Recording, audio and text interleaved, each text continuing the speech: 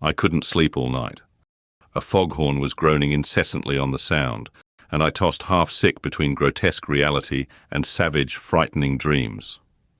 Toward dawn, I heard a taxi go up Gatsby's drive, and immediately I jumped out of bed and began to dress. I felt that I had something to tell him, something to warn him about. And morning would be too late. Crossing his lawn, I saw that his front door was still open, and he was leaning against a table in the hall, heavy with dejection or sleep. "Nothing happened," he said wanly. I waited, and about 4 o'clock, she came to the window and stood there for a minute and then turned out the light. His house had never seemed so enormous to me as it did that night when we hunted through the great rooms for cigarettes. We pushed aside curtains that were like pavilions and felt over innumerable feet of dark wall for electric light switches. Once I tumbled with a sort of splash upon the keys of a ghostly piano. There was an inexplicable amount of dust everywhere, and the rooms were musty, as though they hadn't been aired for many days. I found the humidor on an unfamiliar table, with 2 stale dry cigarettes inside. Throwing open the French windows of the drawing room, we sat smoking out into the darkness. "You ought to go away," I said. "It's pretty certain they'll trace your car." "Go away now, old sport. Go to Atlantic City for a week, or up to Montreal." He wouldn't consider it. He couldn't possibly leave Daisy until he knew what she was going to do. He was clutching at some last hope, and I couldn't bear to shake him free.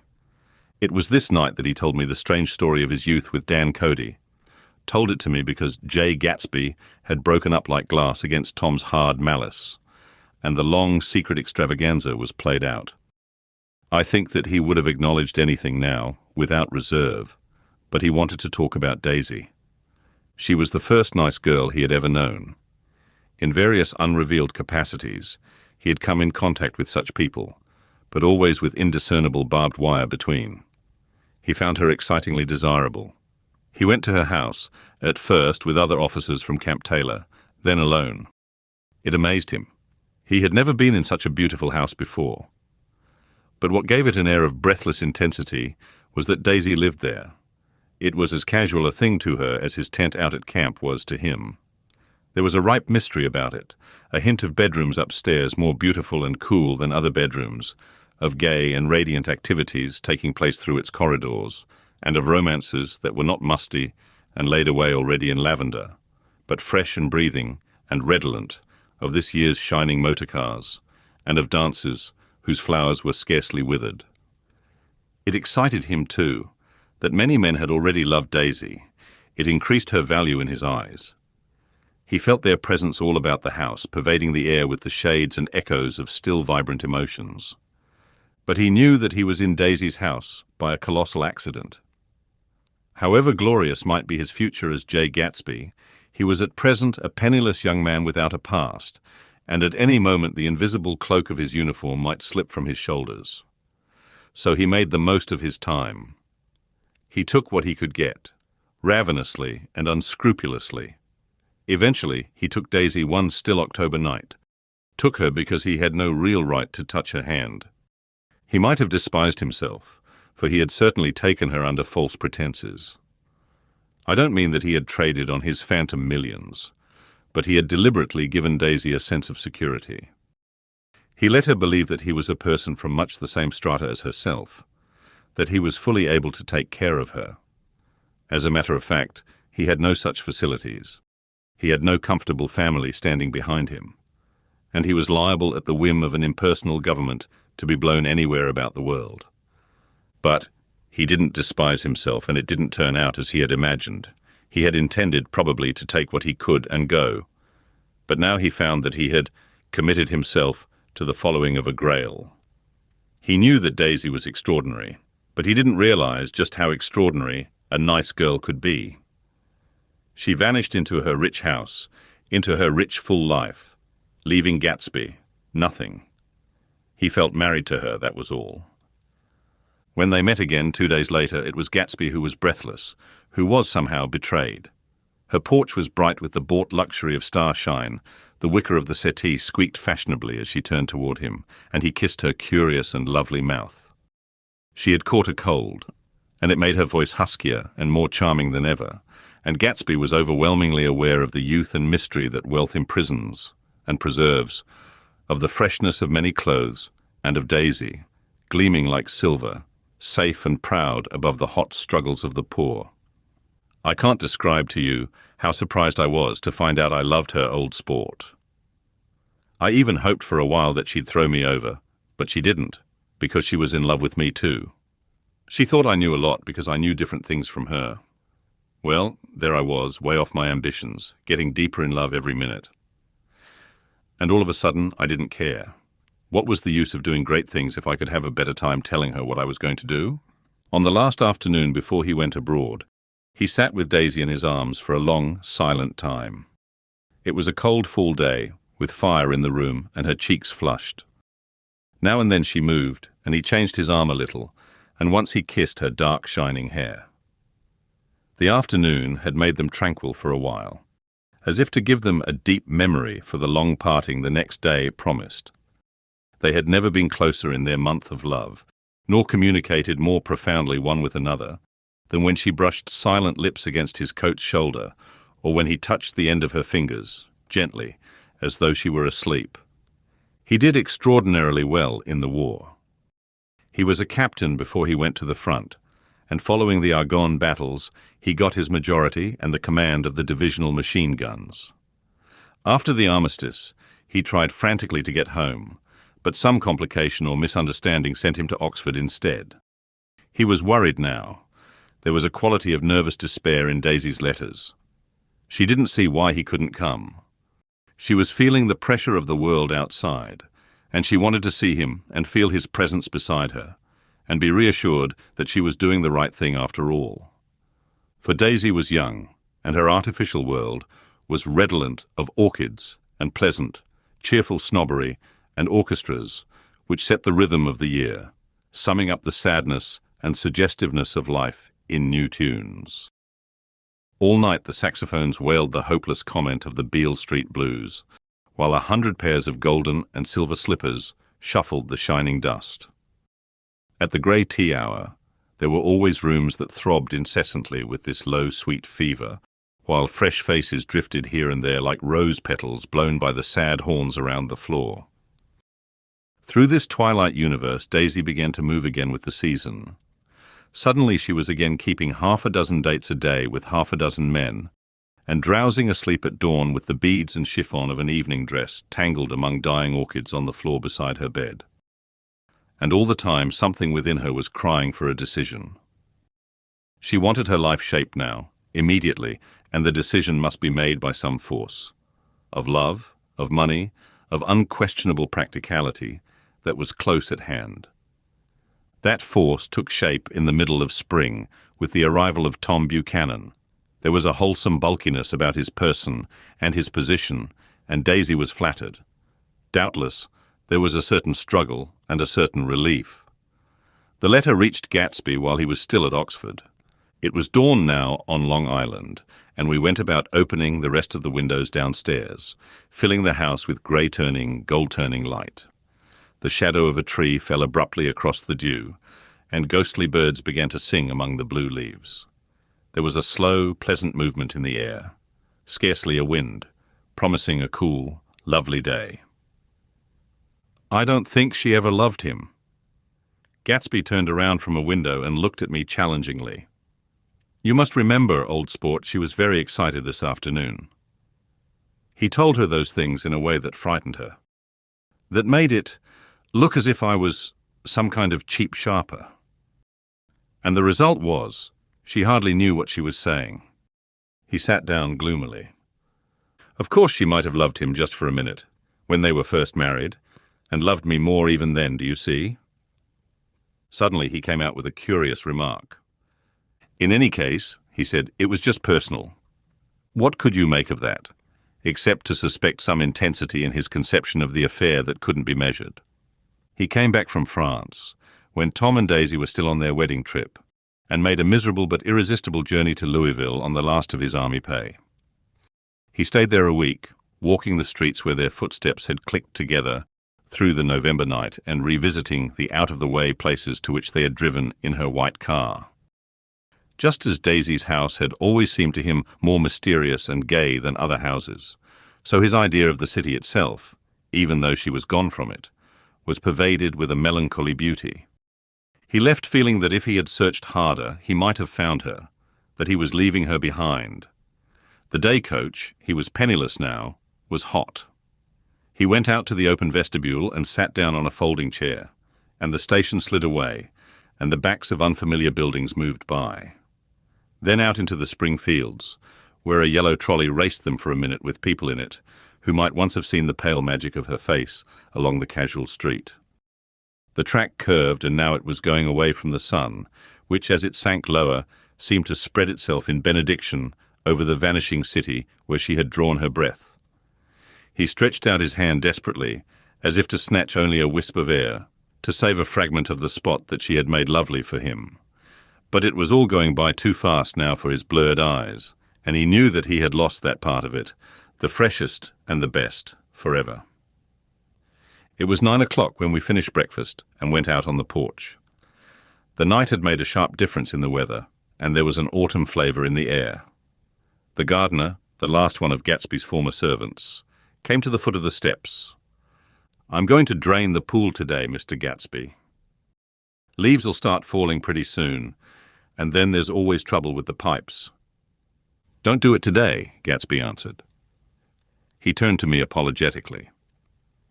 "You know, old sport, I've never used that pool all summer." I looked at my watch and stood up. 12 minutes to my train. I didn't want to go to the city. I wasn't worth a decent stroke of work. But it was more than that. I didn't want to leave Gatsby. I missed that train, and then another, before I could get myself away. "I'll call you up," I said finally. "Do, old sport. I'll call you about noon." We walked slowly down the steps. "I suppose Daisy'll call too." He looked at me anxiously, as if he hoped I'd corroborate this. "I suppose so. Well, goodbye." We shook hands and I started away. Just before I reached the hedge, I remembered something and turned around. "They're a rotten crowd," I shouted across the lawn. "You're worth the whole damn bunch put together." I've always been glad I said that. It was the only compliment I ever gave him, because I disapproved of him from beginning to end. First he nodded politely, and then his face broke into that radiant and understanding smile, as if we'd been in ecstatic cahoots on that fact all the time. His gorgeous pink rag of a suit made a bright spot of colour against the white steps, and I thought of the night when I first came to his ancestral home, 3 months before. The lawn and drive had been crowded with the faces of those who guessed at his corruption, and he had stood on those steps, concealing his incorruptible dream, as he waved them goodbye. I thanked him for his hospitality. We were always thanking him for that, I and the others. "Goodbye," I called. "I enjoyed breakfast, Gatsby." Up in the city, I tried for a while to list the quotations on an interminable amount of stock. Then I fell asleep in my swivel chair. Just before noon, the phone woke me, and I started up with sweat breaking out on my forehead. It was Jordan Baker. She often called me up at this hour because the uncertainty of her own movements between hotels and clubs and private houses made her hard to find in any other way. Usually her voice came over the wire as something fresh and cool, as if a divot from a green golf links had come sailing in at the office window, but this morning it seemed harsh and dry. "I've left Daisy's house," she said. "I'm at Hempstead, and I'm going down to Southampton this afternoon." Probably it had been tactful to leave Daisy's house, but the act annoyed me, and her next remark made me rigid. "You weren't so nice to me last night." How could it have mattered then? Silence for a moment. Then, "However, I want to see you." "I want to see you too." "Suppose I don't go to Southampton and come into town this afternoon?" "No, I don't think this afternoon." "Very well." "It's impossible this afternoon." We talked like that for a while, and then abruptly we weren't talking any longer. I don't know which of us hung up with a sharp click, but I know I didn't care. I couldn't have talked to her across a tea table that day if I never talked to her again in this world. I called Gatsby's house a few minutes later, but the line was busy. I tried 4 times. Finally, an exasperated central told me the wire was being kept open for long distance from Detroit. Taking out my timetable, I drew a small circle around the 3:50 train. Then I leaned back in my chair and tried to think. It was just noon. When I passed the ash heaps on the train that morning, I had crossed deliberately to the other side of the car. I suppose there'd be a curious crowd around there all day with little boys searching for dark spots in the dust, and some garrulous man telling over and over what had happened, until it became less and less real even to him, and he could tell it no longer, and Myrtle Wilson's tragic achievement was forgotten. Now I want to go back a little and tell what happened at the garage after we left there the night before. They had difficulty in locating the sister Catherine. She must have broken her rule against drinking that night, for when she arrived she was stupid with liquor and unable to understand that the ambulance had already gone to Flushing. When they convinced her of this, she immediately fainted, as if that was the intolerable part of the affair. Someone kind or curious took her in his car and drove her in the wake of her sister's body.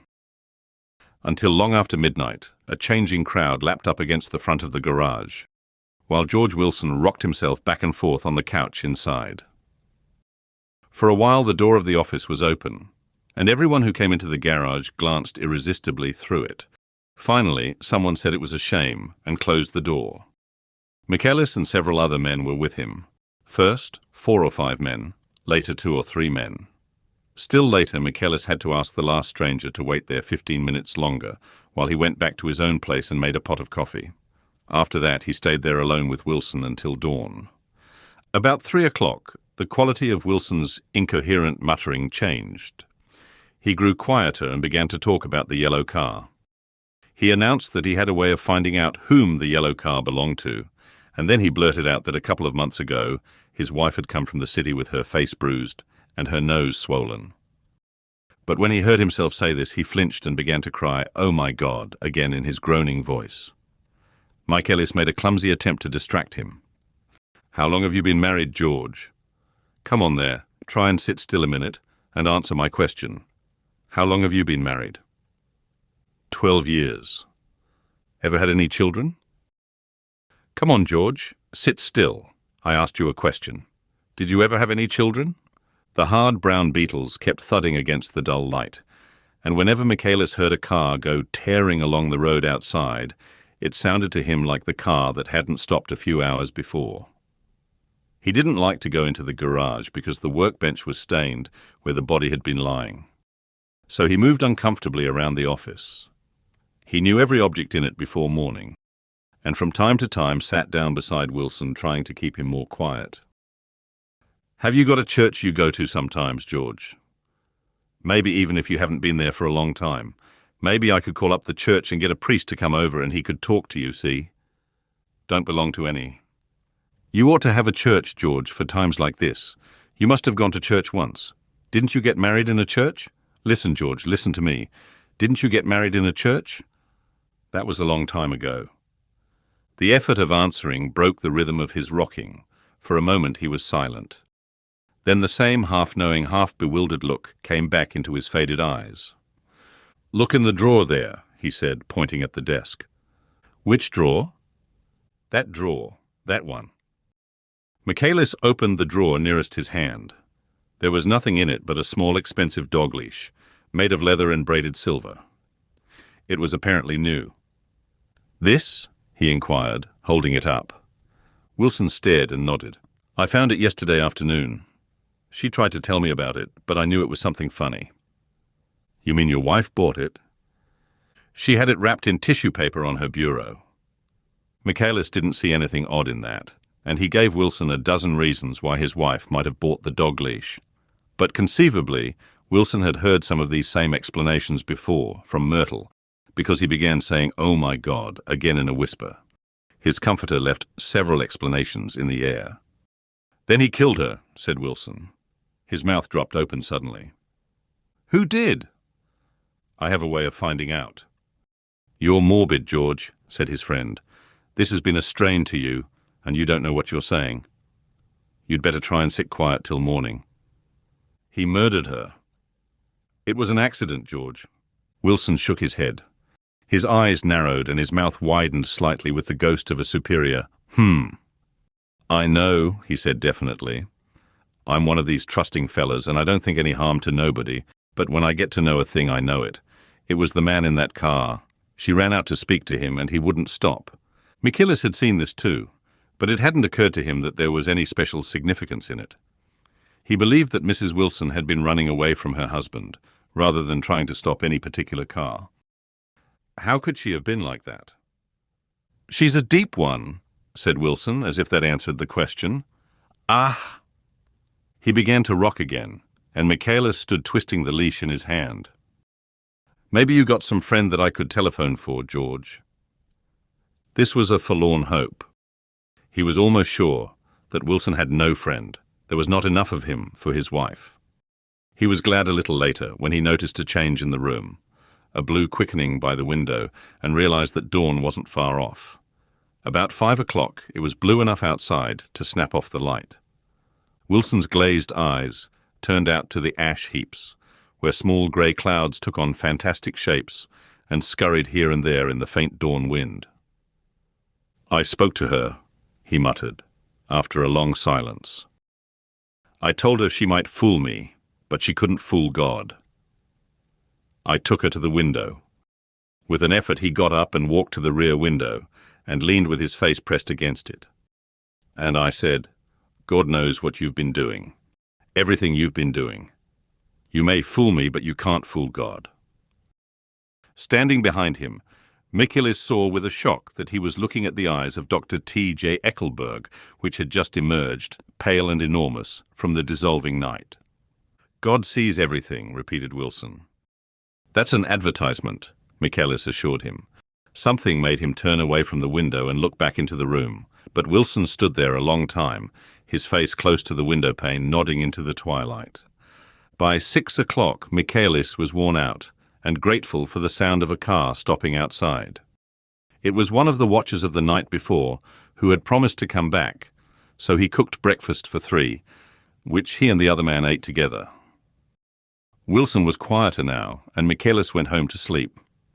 When he awoke 4 hours later and hurried back to the garage, Wilson was gone. His movements, he was on foot all the time, were afterward traced to Port Roosevelt and then to Gads Hill, where he bought a sandwich that he didn't eat and a cup of coffee. He must have been tired and walking slowly, for he didn't reach Gads Hill until noon. Thus far there was no difficulty in accounting for his time.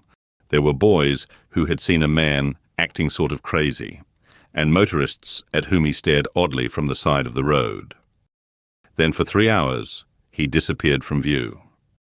The police, on the strength of what he said to Michaelis, that he had a way of finding out, supposed that he spent that time going from garage to garage thereabout, inquiring for a yellow car. On the other hand, no garage man who had seen him ever came forward, and perhaps he had an easier, surer way of finding out what he wanted to know. By 2:30, he was in West Egg, where he asked someone the way to Gatsby's house. So by that time he knew Gatsby's name. At 2 o'clock, Gatsby put on his bathing suit and left word with the butler that if anyone phoned, word was to be brought to him at the pool. He stopped at the garage for a pneumatic mattress that had amused his guests during the summer, and the chauffeur helped him to pump it up. Then he gave instructions that the open car wasn't to be taken out under any circumstances, and this was strange, because the front right fender needed repair. Gatsby shouldered the mattress and started for the pool. Once he stopped and shifted it a little, and the chauffeur asked him if he needed help. But he shook his head and in a moment disappeared among the yellowing trees. No telephone message arrived, but the butler went without his sleep and waited for it until 4 o'clock, until long after there was anyone to give it to if it came. I have an idea that Gatsby himself didn't believe it would come, and perhaps he no longer cared. If that was true, he must have felt that he had lost the old warm world, paid a high price for living too long with a single dream. He must have looked up at an unfamiliar sky, through frightening leaves, and shivered as he found what a grotesque thing a rose is, and how raw the sunlight was upon the scarcely created grass. A new world, material without being real, where poor ghosts breathing dreams like air, drifted fortuitously about, like that ashen, fantastic figure gliding toward him through the amorphous trees. The chauffeur, he was one of Wolfsheim's protégés, heard the shots. Afterwards, he could only say that he hadn't thought anything much about them. I drove from the station directly to Gatsby's house, and my rushing anxiously up the front steps was the first thing that alarmed anyone. But they knew then, I firmly believe. With scarcely a word said, 4 of us, the chauffeur, butler, gardener, and I, hurried down to the pool. There was a faint, barely perceptible movement of the water as the fresh flow from one end urged its way toward the drain at the other. With little ripples that were hardly the shadows of waves, the laden mattress moved irregularly down the pool. A small gust of wind that scarcely corrugated the surface was enough to disturb its accidental course with its accidental burden. The touch of a cluster of leaves revolved it slowly, tracing, like the leg of transit, a thin red circle in the water. It was after we started with Gatsby toward the house that the gardener saw Wilson's body a little way off in the grass, and the Holocaust was complete.